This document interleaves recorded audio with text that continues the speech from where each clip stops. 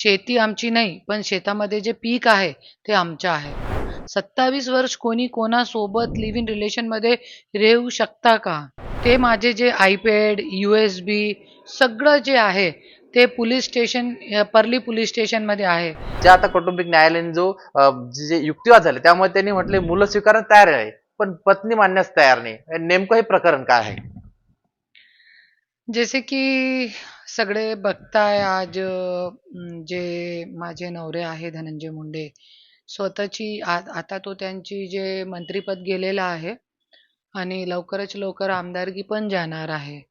ज्यांनी करता की आमदारकी माझी जाऊ नये त्याच्यासाठी आज कौटुंबिक न्यायालयामध्ये माझ्यावरती असे आरोप केलेले आहे की बायको नाही पण मुलाबाळ माझे आहे. मतलब शेती आमची नाही, पण शेतामध्ये जे पीक आहे ते आमचं आहे. असं होऊ शकत नाही. तो जज साहेबांनी पण असं खूप मतलब हँस दिए वो उस दिन और पूरे कोर्ट में जितने भी लोग बैठे थे सब हँस पड़े इस बात पे की मुलाबाळं आमचे पण बायको आमची नाही आहे. आणि 27 वर्ष आणि ते म्हणताय की जसे लिव्हिंग रिलेशनमध्ये आहे. तो 98 पासून आम्ही दोघे सोबत आहे आणि लग्न झाल्यानंतर आम्ही सोबत आहे. 2 मुलाबाळा केले आणि 98 मध्ये असं लिव्ह इन रिलेशन सारखा कोई नाव आपले भारतामध्ये नाही होता आणि आता पण नाहीये. आणि आता पण आपण लिव्ह इन रिलेशन सारखे जे रिलेशन आहे त्याला आपला समाज स्वीकारत नाही. तुम्ही कसं राहू शकते आणि इतकं लांब 27 वर्ष कोणी कोणासोबत लिव्ह इन रिलेशनमध्ये राहू शकता का? बिना लग्न करे राहू शकता का कोणी? आणि मी लग्न केलेली बायको आणि प्रथम बायको मी आहे.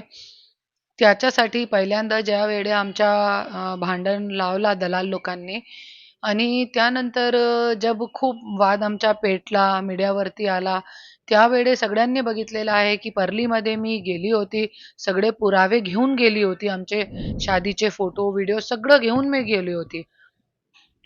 त्यावेळी माझी गाडीमध्ये रिव्हॉल्वर टाकली. माझे जे पुरावे होते सगळे पोलीस लोकांनी हिसकून घेतले माझ्याकडून आणि आता पण ते माझे जे आयपॅड, USB सगळं जे आहे ते पोलिस स्टेशन परली पोलिस स्टेशनमध्ये आहे.